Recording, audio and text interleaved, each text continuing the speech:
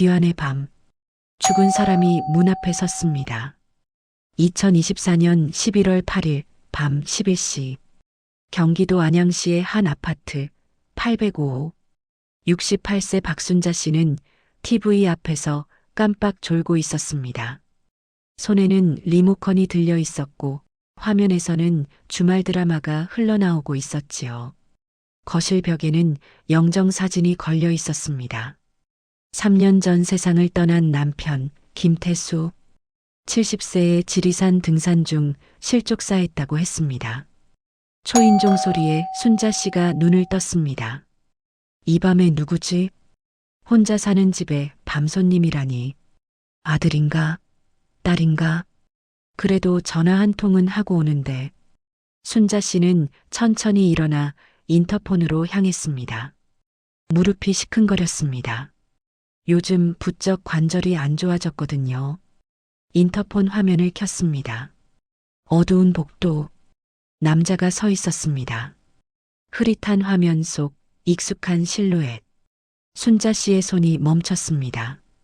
그 옷차림, 그 어깨 너비, 고개를 살짝 숙이고 서 있는 자세까지. 영감, 말도 안 되는 소리가 입에서 튀어나왔습니다. 화면 속 남자가 고개를 들었습니다. 카메라에 얼굴이 비쳤습니다. 3년 전 화장터에서 연기가 되어 사라진, 납골당에 모셔둔, 49제까지 다 끝낸 그 얼굴이었습니다. 순자 씨의 비명이 아파트를 가득 채웠습니다. 다리에 힘이 풀렸습니다. 손에서 리모컨이 떨어졌습니다. 몸이 휘청거리다가 쿵 바닥에 쓰러졌습니다. 인터폰 너머로 남자의 목소리가 들렸습니다. 여보, 나야. 문 열어줘. 순자 씨는 의식을 잃었습니다. 거실 벽의 영정사진 속에서 김태수가 웃고 있었습니다. 그리고 문 밖에서도 김태수가 서 있었습니다. 3년 전 죽은 남편이 왜 문 앞에 서 있는 걸까요? 도대체 무슨 일이 있었던 걸까요? 3년 전 2021년 10월로 돌아갑니다. 평온한 노부부. 여러분, 3년 전으로 돌아가 보겠습니다. 2021년 10월 10일. 가을 햇살이 따사로운 일요일 아침이었습니다. 경기도 안양시 동안구의 한 아파트, 24평 서민 아파트 805호. 이 집에는 노부부가 살고 있었습니다. 남편 김태수 70세, 아내 박순자 65세, 40년을 해로한 부부였지요. 영감, 일어나요. 밥 먹어요. 순자 씨가 침실 문을 두드렸습니다. 일요일 아침이면 늘 하는 일이었지요. 응, 알았어. 태수 씨가 잠에서 깨어 기지개를 켰습니다. 창문으로 가을 햇살이 들어왔습니다. 노란 은행잎이 바람에 날리는 게 보였습니다. 태수 씨는 천천히 일어나 세수를 했습니다. 거울에 비친 자신의 얼굴을 보았습니다. 주름이 깊어졌고 머리카락은 하얗게 샜습니다. 벌써 70이구나. 35년간 군청에서 공무원으로 일했습니다. 성실하게, 묵묵하게. 5년 전 정년퇴직을 하고 나서는 아내와 함께 소소하게 살고 있었지요. 영감, 된장찌개 끓였어요. 응, 지금 가. 식탁에 앉으니 따끈한 밥과 된장찌개가 놓여 있었습니다. 40년간 먹어온 아내의 된장찌개. 세상에서 가장 익숙한 맛이었습니다. 오늘 뭐 할 거예요? 순자 씨가 밥을 뜨며 물었습니다. 글쎄, 날씨 좋으니까 산책이나 할까? 그래요. 나도 같이 갈게. 밥을 먹고 나서 두 사람은 아파트 단지를 산책했습니다. 손을 잡지는 않았지만 나란히 걸으며 같은 방향을 보았습니다. 40년의 부부란 그런 거였습니다. 영감, 손주들 언제 온대요? 민수가 다음 주 토요일에 데리고 온다고 했어. 그래요? 뭐 해줄까? 불고기? 잡채? 불고기 좋아하잖아, 걔가. 그래요. 불고기 해야겠다. 순자 씨의 얼굴에 미소가 번졌습니다. 손주 보는 게 이 나이 최고의 낙이었으니까요. 산책을 마치고 집에 돌아온 태수 씨는 서재로 들어갔습니다. 작은 방 하나를 서재로 쓰고 있었지요. 책장에는 공무원 시절 받은 표창장들이 걸려 있었습니다. 35년 근속상, 모범 공무원상, 청렴 공무원상, 성실하게 살아온 인생의 증거들이었습니다. 태수 씨는 책상 서랍을 열었습니다. 서류 뭉치를 꺼냈습니다. 보증서, 채권 독촉장, 법무사 통지서, 손이 떨렸습니다. 사실 태수 씨에게는 가족도 모르는 비밀이 있었습니다. 6개월 전의 일이었습니다. 고등학교 동창 이만복, 50년 지기 친구였지요. 같은 반에서 3년, 군대도 같이 갔고 결혼식 줄에도 서로 서줬습니다. 그 만복이가 찾아왔습니다. 태수야, 부탁이 있어. 만복이는 작은 건설회사를 운영하고 있었습니다. 한때는 잘 나갔지요. 직원이 10명이 넘었고 강남에 사무실도 있었습니다. 무슨 부탁인데? 은행 대출 연장하는데 보증 좀 서줘. 보증.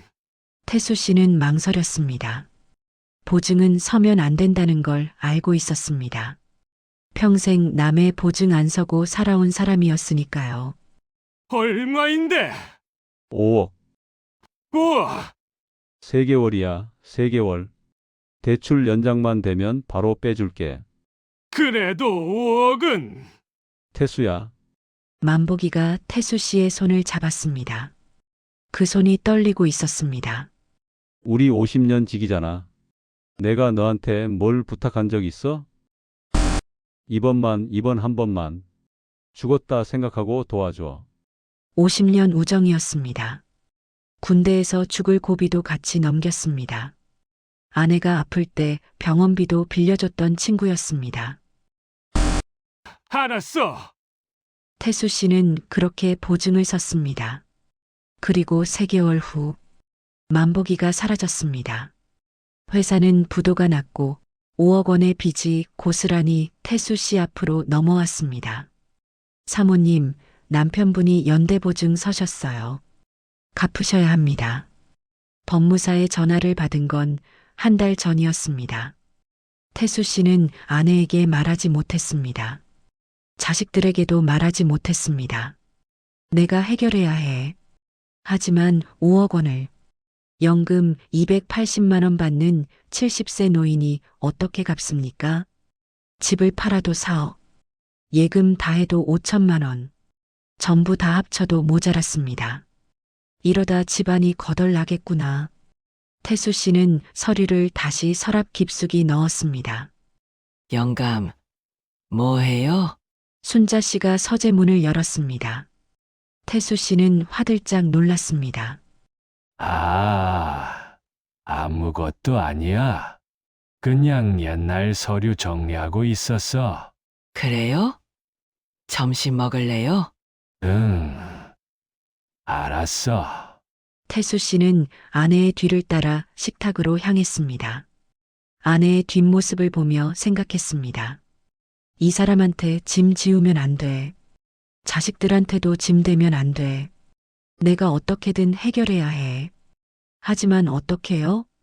70세 노인이 5억을 갚을 방법이 뭐가 있을까요?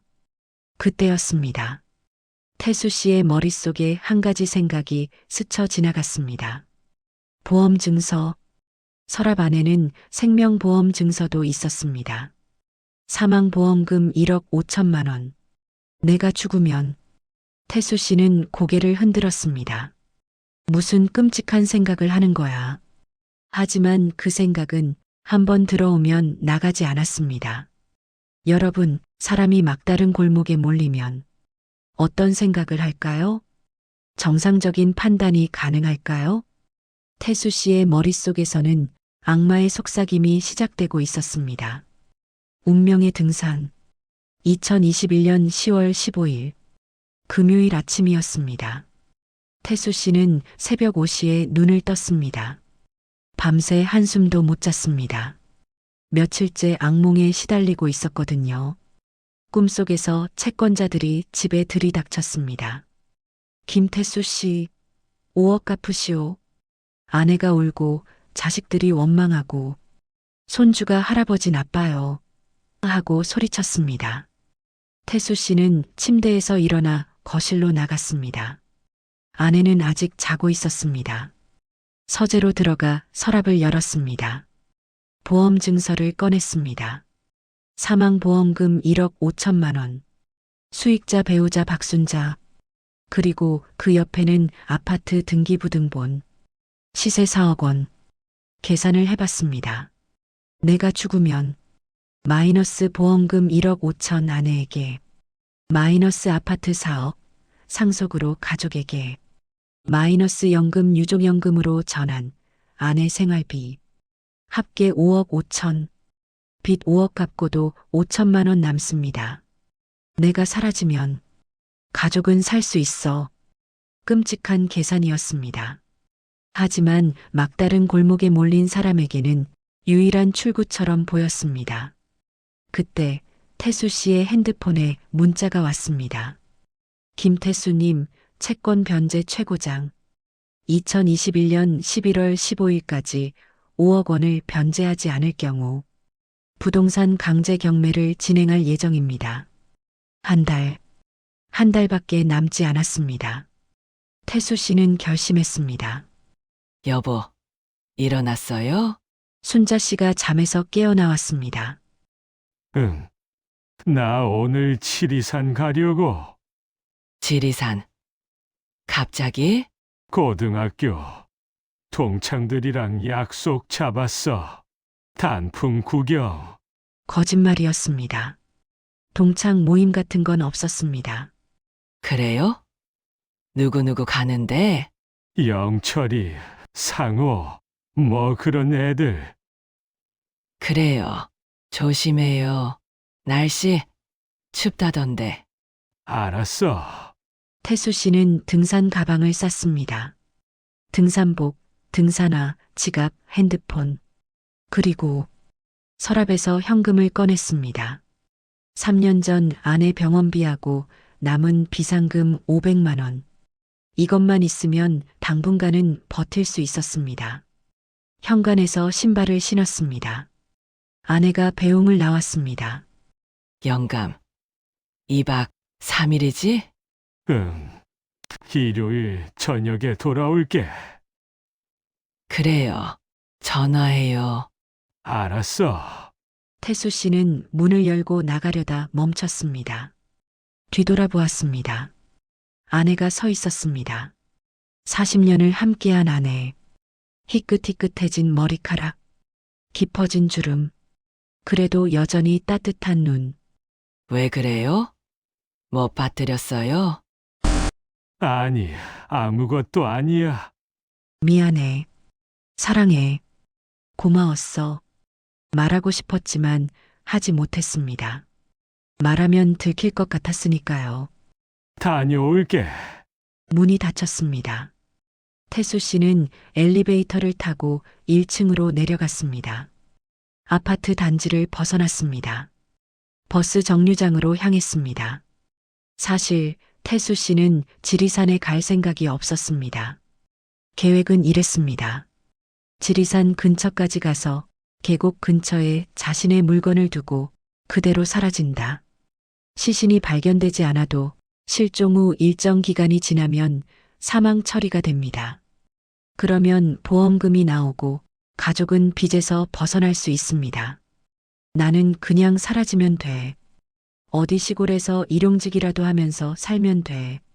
가족만 무사하면 돼. 버스를 타고 터미널로 갔습니다. 지리산행 버스표를 끊었습니다. 버스 안에서 창밖을 보았습니다. 가을 단풍이 아름다웠습니다. 빨강, 노랑, 주황. 마치 세상이 불타는 것 같았습니다. 이게 마지막이구나. 태수 씨의 눈에 눈물이 고였습니다. 여러분, 70년을 살아온 사람이 모든 것을 버리고 사라지는 기분이 어떨까요? 가족도, 친구도, 이름도 버리고 아무것도 아닌 사람이 되는 거예요. 그게 쉬운 일일까요? 하지만 태수 씨에게는 가족을 지키는 유일한 방법이었습니다. 적어도 그때는 그렇게 믿었습니다. 사라진 남편. 2021년 10월 18일. 월요일 아침. 순자 씨는 불안했습니다. 남편이 일요일 저녁에 돌아온다고 했는데 아직 소식이 없었습니다. 전화를 걸었습니다. 고객님이 전화를 받지 않습니다. 문자를 보냈습니다. 영감, 어디야? 왜 연락이 없어? 답이 없었습니다. 오후가 되자 순자 씨는 아들에게 전화했습니다. 민수야, 아버지한테 연락됐어? 아니요. 왜요? 어제 올 건데 아직 안 오셔. 전화는요. 안 받아. 이상하네. 제가 연락해 볼게요. 아들 민수도 연락이 안 됐습니다. 딸 민정도 마찬가지였습니다. 저녁이 되자 온 가족이 불안해졌습니다. 엄마, 아빠 같이 간 사람들 연락처 아세요? 영철이, 상호, 그런 애들이라고 했는데 연락처는요. 내가 어떻게 알아? 아버지, 친구잖아. 민수가 아버지의 고등학교 동창 연락처를 수소문했습니다. 영철 씨에게 전화했습니다. 아저씨, 저 김태수 아들 민수입니다. 민수. 왜? 아버지랑 지산 가셨죠? 아버지 좀 바꿔주세요. 뭐? 나 안 갔는데. 네, 지리산. 무슨 지리산? 나 요즘 허리 아파서 등산 못해. 심장이 철렁했습니다. 상호 씨에게도 전화했습니다. 같은 대답이었습니다. 나 태수 못 본 지 한 달 넘었는데. 아버지는 혼자 간 거였습니다. 동창 모임은 거짓말이었습니다. 엄마, 경찰에 신고해야 할 것 같아요. 그날 밤 실종 신고가 접수됐습니다. 마이너스 마이너스 마이너스 2021년 10월 20일 수요일 오후 순자 씨의 핸드폰이 울렸습니다. 박순자 씨 되시죠? 네. 그런데요. 지리산 경찰서입니다. 남편분 실종 신고하셨죠? 네. 찾으셨어요. 남편분으로 추정되는 시신이 발견됐습니다. 세상이 무너지는 것 같았습니다. 뭐라고요? 계곡에서 발견됐습니다. 신원 확인이 필요합니다. 아니에요. 그럴 리 없어요. 하지만 현실이었습니다. 순자 씨와 자녀들은 지리산으로 향했습니다. 5시간을 달려 경찰서에 도착했습니다. 시신이 많이 훼손됐습니다. 계곡에서 발견됐고 발견까지 시간이 좀 걸려서 형사의 말에 순자 씨의 얼굴이 하얗게 질렸습니다. 그래도 확인해 주셔야 합니다. 영안실로 안내받았습니다. 차가운 공기가 얼굴을 스쳤습니다. 형광등 불빛이 차갑게 빛났습니다. 시신이 누워 있었습니다. 흰 천으로 덮여 있었습니다. 준비되셨으면 형사가 천을 걷었습니다. 순자 씨는 비명을 질렀습니다. 으악. 얼굴은 알아볼 수 없을 정도로 훼손되어 있었습니다. 계곡에서 굴러떨어지면서 바위에 부딪힌 것 같았습니다. 신원 확인이 어려운 상태라 소지품으로 확인했습니다. 형사가 비닐봉지를 보여줬습니다. 지갑, 김태수라고 적힌 신분증, 핸드폰, 등산복. 이거, 아버지, 거 맞아요. 아들 민수가 떨리는 목소리로 말했습니다. 지갑도 아버지 거고, 핸드폰도, 등산복도 아버지 거예요. 딸 민정도 확인했습니다. DNA 감식을 진행하면 확실해집니다만 시간이 좀 걸립니다. 2-3주 정도. 순자 씨는 시신 앞에 무릎을 꿇었습니다. 영감아. 왜? 먼저 가. 흐느끼는 소리가 영안실을 가득 채웠습니다. 여러분, 40년을 함께한 사람을 잃는다는 게 어떤 기분일까요? 아침마다 밥 먹어요 하던 사람이, 저녁마다 같이 TV 보던 사람이 이제 차가운 시신으로 누워 있다면 그 고통을 어떻게 말로 표현할 수 있을까요? 순자 씨는 그날 세상이 끝난 것 같았습니다. 그런데 여러분, 그 시신은 김태수가 아니었습니다. 태수 씨는 살아 있었습니다. 계곡 근처에서 신원불명의 시신을 발견하고 자신의 소지품을 시신 옆에 두고 떠난 것입니다. 끔찍한 일이었습니다. 비겁한 일이었습니다. 하지만 태수 씨는 그게 가족을 위한 일이라고 믿었습니다. 과연 그랬을까요? 장례와 49제 2021년 10월 22일 장례식장. 수원시의 한 장례식장엔 김태수의 빈소가 차려졌습니다. 영정사진 속에 태수 씨는 웃고 있었습니다. 작년 칠순 때 찍은 사진이었습니다. 가족들과 함께 케이크 앞에서 환하게 웃던 모습. 그 앞에서 순자 씨는 오열했습니다. 영감아. 어떻게, 나 혼자 어떻게 살아? 조문객들이 줄을 이었습니다. 친척들, 이웃들, 옛 동료들. 어머나, 이게 무슨 일이에요? 등산 좋아하시더니 갑자기 어떻게? 모두들 안타까워했습니다. 그런데 이상한 점이 있었습니다.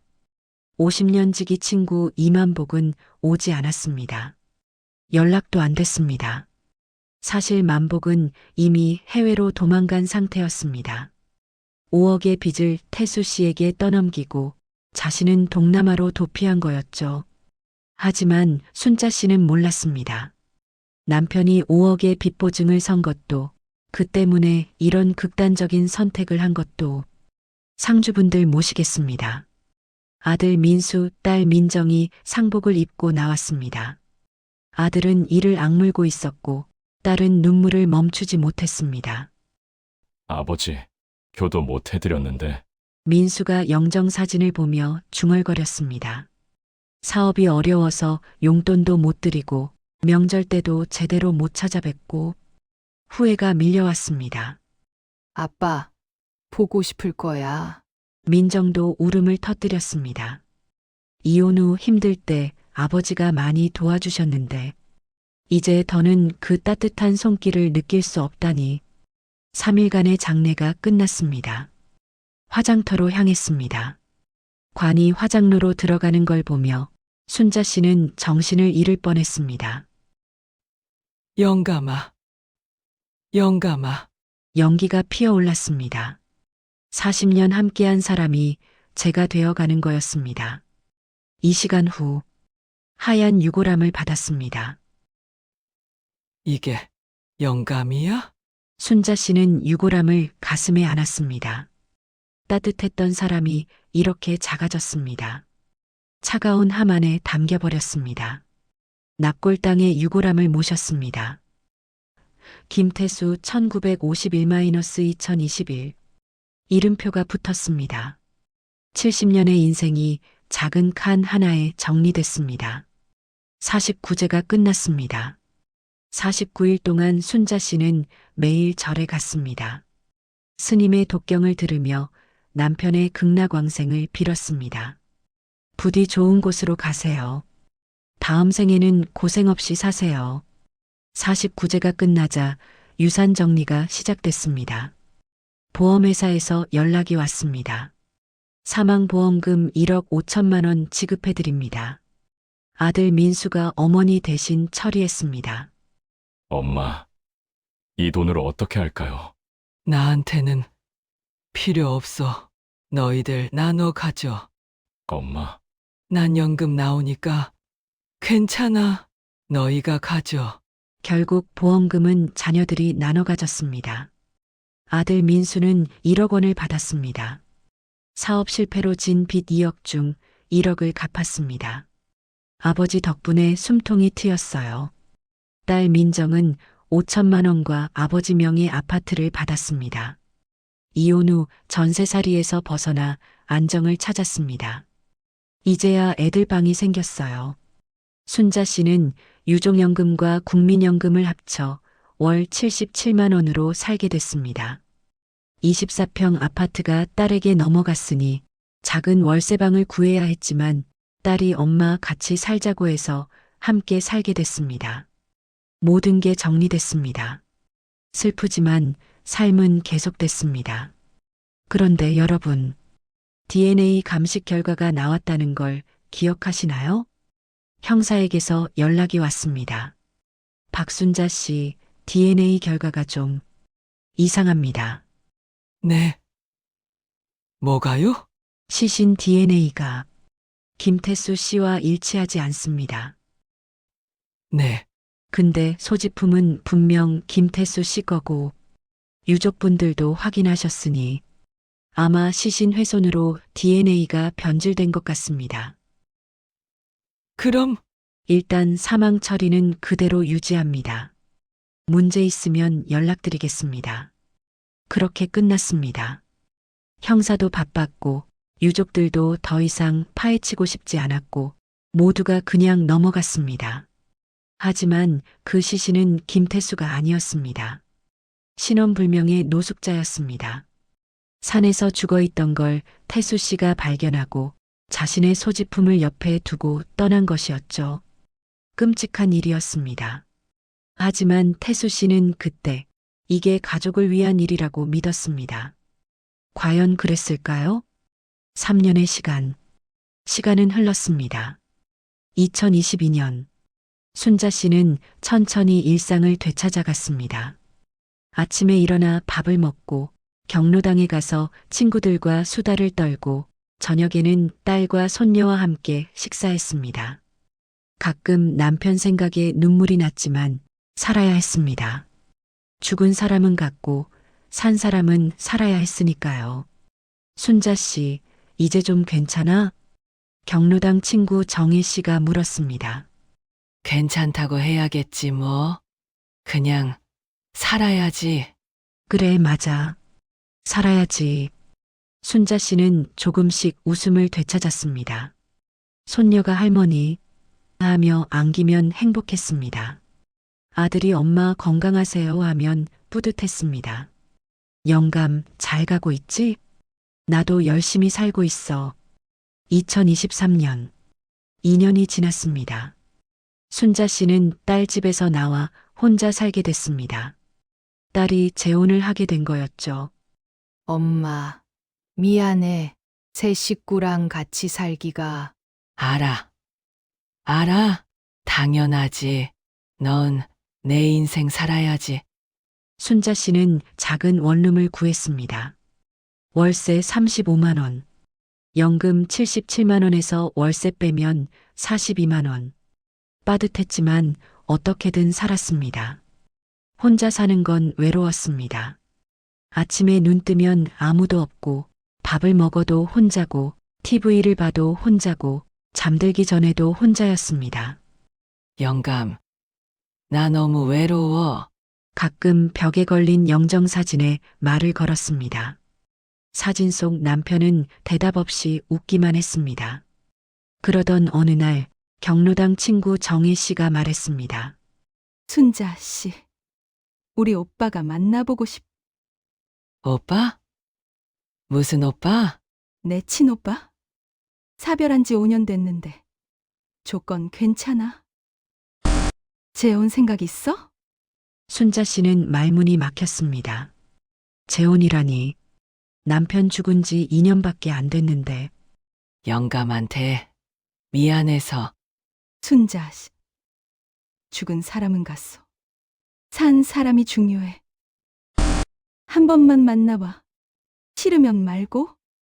결국 순자 씨는 선을 받습니다. 상대는 65세, 퇴직 교사였습니다. 온화해 보이는 사람이었습니다. 처음 뵙겠습니다. 이정훈입니다. 박순자입니다. 어색하게 커피를 마셨습니다. 이런저런 이야기를 나눴습니다. 나쁘지 않았습니다. 순자 씨, 저도 외로워요. 혼자 사는 게 저도요. 천천히 알아가면 어떨까요? 순자 씨는 고개를 끄덕였습니다. 미안해, 영감. 하지만 나도 외로워. 그렇게 조심스러운 만남이 시작됐습니다. 2024년 가을, 3년이 지났습니다. 순자 씨는 정훈 씨와 교제 중이었습니다.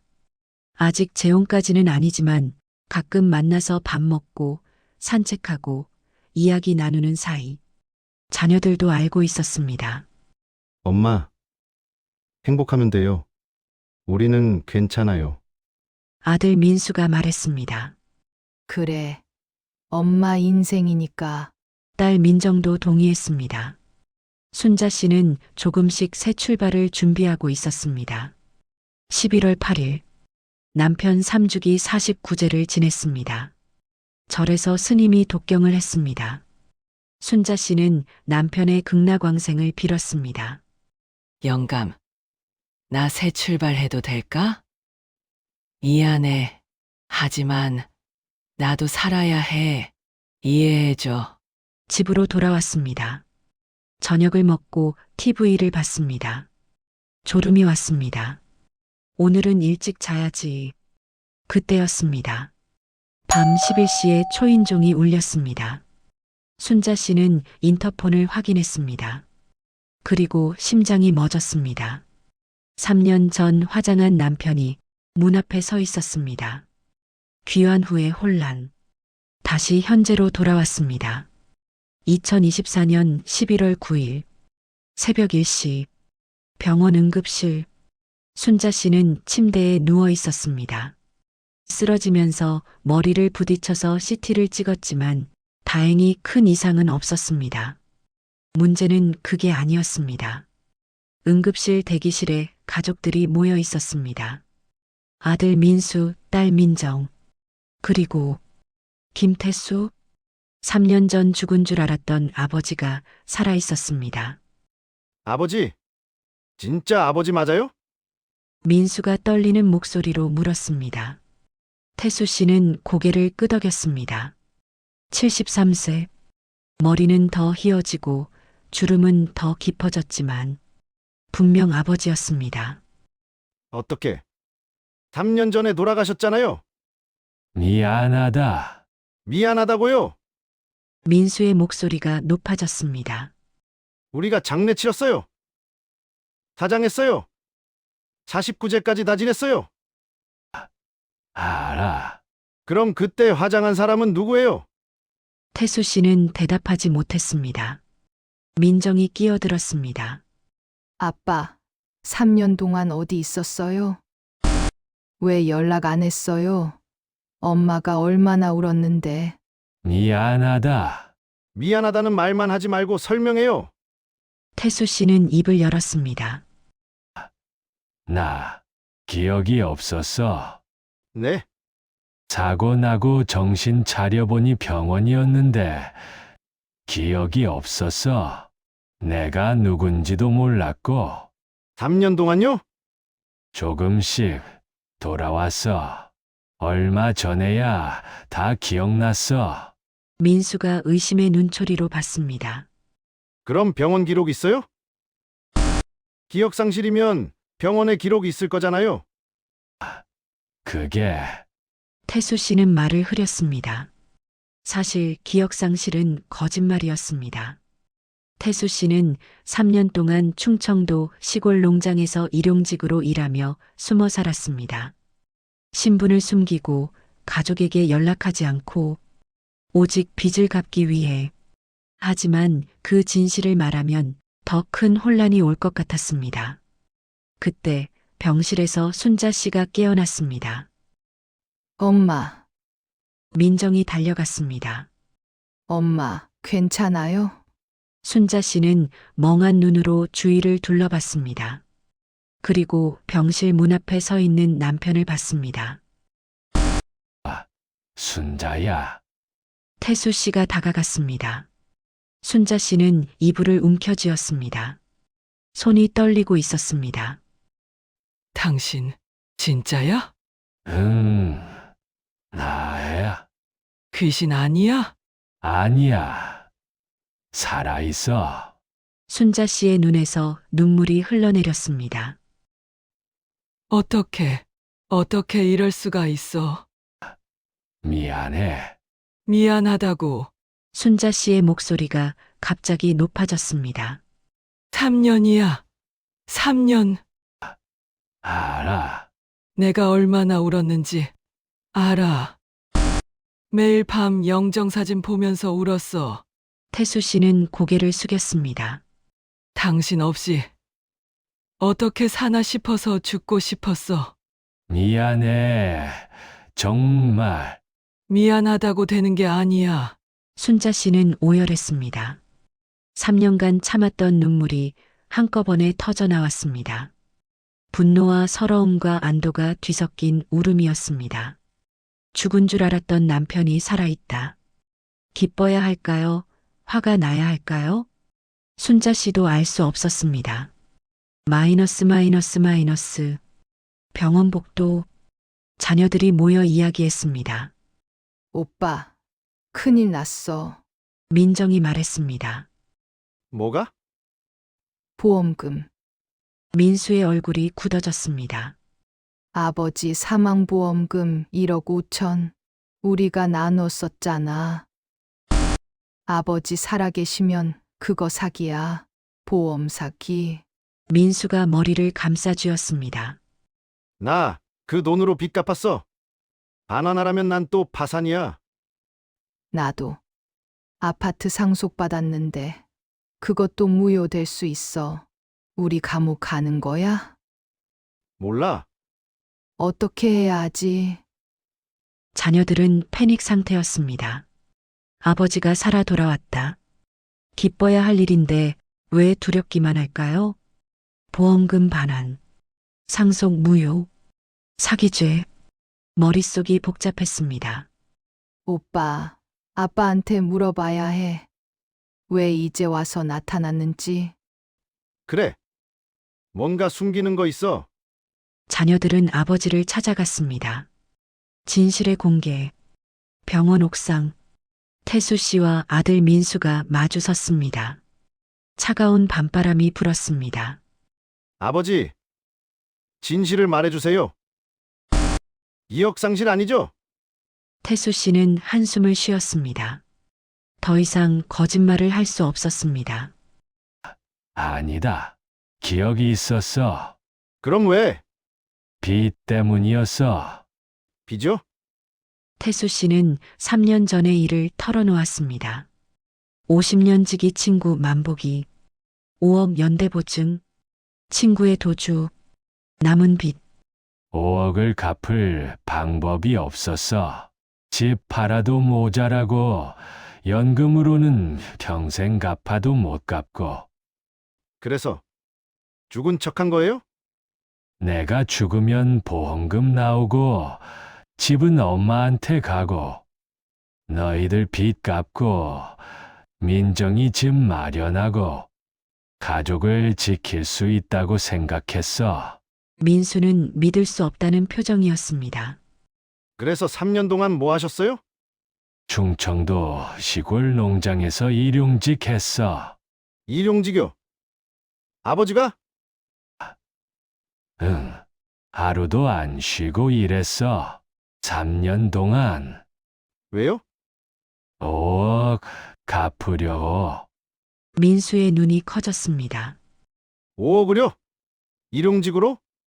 쉽지 않았지. 하루 10만 원씩. 한 달 300만 원. 1년에 3,600만 원. 3년이면 1억 정도. 그건 5억에 한참 모자라잖아요. 알아. 근데 그 사이에 만복이가 잡혔어. 네? 작년에 동남아에서 잡혀서 송환됐어. 압수된 재산으로 피해자들한테 배상이 시작됐어. 그럼 나한테도 4억 정도 돌아왔어. 내가 모은 1억 합치면 5억 빚 다 갚았어. 태수 씨의 눈에 눈물이 고였습니다. 그래서 돌아온 거야. 이제 빚도 없고 너희한테 짐 안 되니까 돌아와도 된다고 생각했어. 민수는 아무 말도 할 수 없었습니다. 70세 노인이 3년 동안 일용직을 하며 빚을 갚았습니다. 가족에게 짐 지우지 않으려고, 혼자서 모든 걸 짊어지려고. 아버지, 미안하다. 다 내 욕심이었어. 욕심이요? 자존심. 체면. 가장으로서 가족 지켜야 한다는 생각. 그게 다 욕심이었어. 결국 너희한테 더 큰 상처만 줬구나. 태수 씨는 고개를 숙였습니다. 미안하다. 민수야. 정말 미안해. 민수는 한참을 말없이 서 있었습니다. 분노와 서러움과 안쓰러움이 뒤섞였습니다. 아버지를 원망해야 할까요? 이해해야 할까요? 용서해야 할까요? 아버지, 엄마는 알아요? 다른 사람 만나고 있었던 거? 태수 씨의 얼굴이 굳어졌습니다. 뭐, 엄마 재혼 생각하고 있었어요. 선 보고. 아버지 3주기 49제 끝나고 본격적으로 시작하려고 했대요. 태수 씨는 아무 말도 할 수 없었습니다. 당연한 일이었습니다. 3년이나 지났으니까 아내가 새 출발을 준비하는 게 당연했습니다. 하지만 가슴이 아팠습니다. 아버지, 이제 어떡할 거예요? 보험금 반환해야 하고 상속도 무효될 수 있어요. 우리 다 힘들어지는 거예요. 알아. 그래도 돌아온 거예요? 태수 씨는 고개를 끄덕였습니다. 더 이상 숨어 살고 싶지 않았어. 너희 얼굴 보고 싶었어. 엄마 보고 싶었어. 3년 동안 하루도 보고 싶지 않은 날이 없었어. 농장에서 일하다가 하늘 보면 너희 얼굴이 떠올랐어. 태수 씨의 눈에서 눈물이 흘렀습니다. 미안해. 정말 미안해. 하지만 살아서 돌아와서 다행이라고 생각해. 너희 얼굴 다시 볼 수 있어서 다행이야. 민수는 아버지를 바라봤습니다. 73세, 주름투성이 얼굴, 거칠어진 손, 3년간의 고생이 그대로 보였습니다. 아버지, 민수는 아버지를 안았습니다. 바보 같은 사람, 미안하다. 바보 같은 사람이야. 진짜? 두 사람은 한참을 안고 울었습니다. 가족회의 2024년 11월 15일 일주일이 지났습니다. 순자 씨 집에 온 가족이 모였습니다. 태수 씨, 순자 씨, 아들 민수, 딸 민정. 분위기는 무거웠습니다. 자, 얘기하자. 순자 씨가 입을 열었습니다. 당신이 돌아온 건 알았어. 이유도 들었어. 근데 앞으로 어떻게 할 건지 정해야 해. 태수 씨는 고개를 끄덕였습니다. 일단 보험금 문제부터. 민수가 말했습니다. 변호사한테 상담받았어요. 아버지가 살아계시면 보험금 반환해야 해요. 근데 우리가 고의로 속인 게 아니니까 사기죄는 아닐 수 있대요. 반환 금액은 1억 5천에 이자 포함하면 1억 8천 정도? 무거운 침묵이 흘렀습니다. 1억 8천만 원. 나는 1억 갚을 수 있어. 민수가 말했습니다. 근데 8천은 내가 갚을게. 태수 씨가 말했습니다. 아버지가요? 3년 동안 모은 돈 조금 남아 있어. 그걸로 갚을게.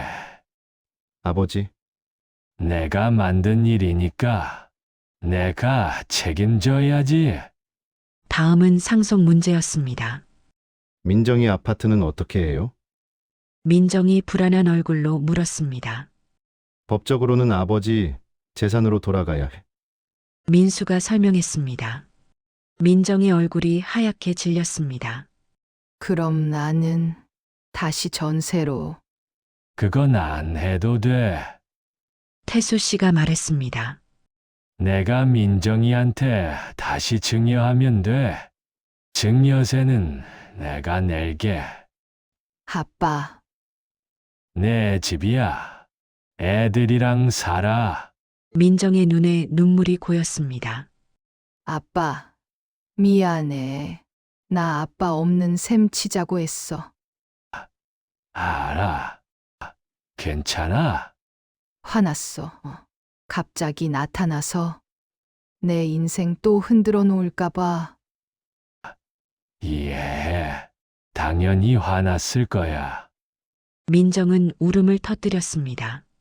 근데 아빠, 살아있어서 다행이야. 태수 씨도 울었습니다. 미안하다. 정말 미안해.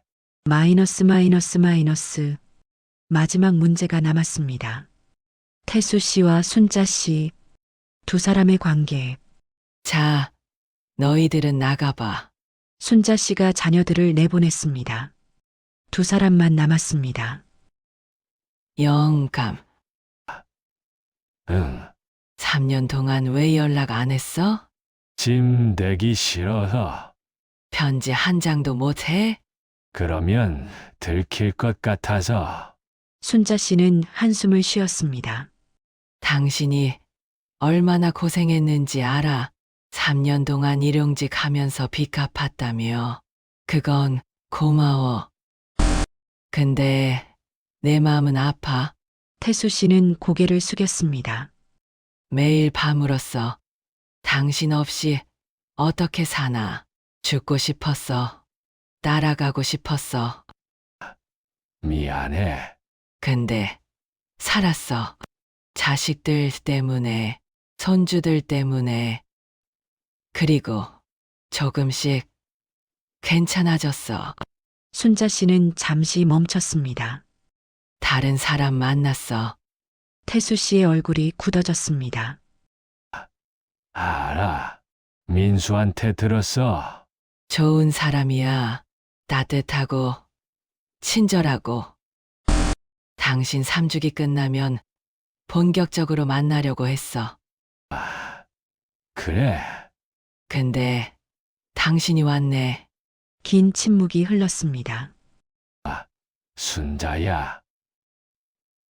응, 나 용서해 줄 수 있어? 순자 씨는 한참을 생각했습니다. 솔직히 모르겠어. 화도 나고 원망도 되고. 근데 불쌍하기도 하고 안쓰럽기도 하고. 당신이 나쁜 사람인 건 알아. 가족 속인 나쁜 사람. 태수 씨는 고개를 떨궜습니다. 근데 왜 그랬는지도 알아. 바보 같은 사람이라는 것도 알아. 자기 방식대로 가족 지키려고 한 거라는 것도. 용서할 수 있을지 모르겠어. 시간이 필요해. 얼마든지. 당분간 따로 살자. 당신 갈 데 있어? 절에 있으면 돼. 스님한테 부탁하면. 그래, 그렇게 해. 순자 씨는 일어섰습니다. 영감, 응. 살아있어서 다행이야. 그건 진심이야. 태수 씨의 눈에 눈물이 고였습니다. 고마워. 정말 고마워. 6개월 후 2025년 5월 봄바람이 불었습니다. 벚꽃이 흩날렸습니다. 태수 씨는 절에서 6개월을 보냈습니다. 아침마다 새벽 예불에 참석하고 낮에는 경내 청소를 하고 저녁에는 스님과 차를 마셨습니다. 마음이 조금씩 정리됐습니다. 내가 뭘 잘못했는지 알겠어. 가족을 지킨다면서 가족을 속였어. 내 자존심, 내 체면 때문에 후회가 밀려왔습니다. 하지만 후회에도 과거는 바뀌지 않았습니다. 이제 남은 시간이라도 제대로 살자. 보험금 문제가 해결됐습니다. 변호사와 보험사가 협의했습니다. 결론은 이랬습니다. 유족들의 고의성이 입증되지 않았으므로 사기죄는 불기소.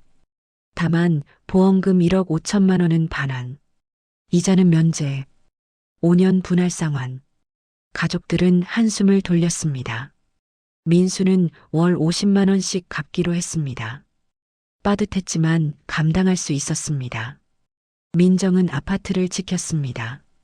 아버지가 다시 증여해줬고 증여세는 분할 납부하기로. 순자 씨는 연금으로 생활하며 조금씩 돈을 모았습니다. 남편이 절에서 내려오면 같이 살 집을 준비하기 위해 어느 날 순자 씨가 저를 찾아왔습니다. 영감, 왔어. 태수 씨는 반갑게 맞았습니다. 두 사람은 절 마당을 산책했습니다. 벚꽃이 흩날렸습니다. 영감. 나 생각 많이 했어. 응, 화도 많이 났고, 원망도 많이 했어. 알아. 근데, 결론 냈어. 태수 씨는 긴장했습니다. 뭔데? 같이 살자. 당신이 잘못한 건 맞아. 용서 못 할 수도 있어. 근데 40년을 같이 살았잖아. 좋을 때도 힘들 때도. 이제 와서 남 되기 싫어. 태수 씨의 눈에 눈물이 고였습니다. 정은 씨는 끝냈어. 미안해. 미안할 거 없어. 내 선택이야. 순자 씨는 남편의 손을 잡았습니다. 영감, 우리 얼마나 남았어?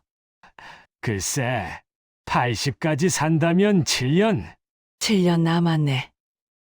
응, 그 7년 같이 살자. 후회 없이 살자. 이번엔 진짜로.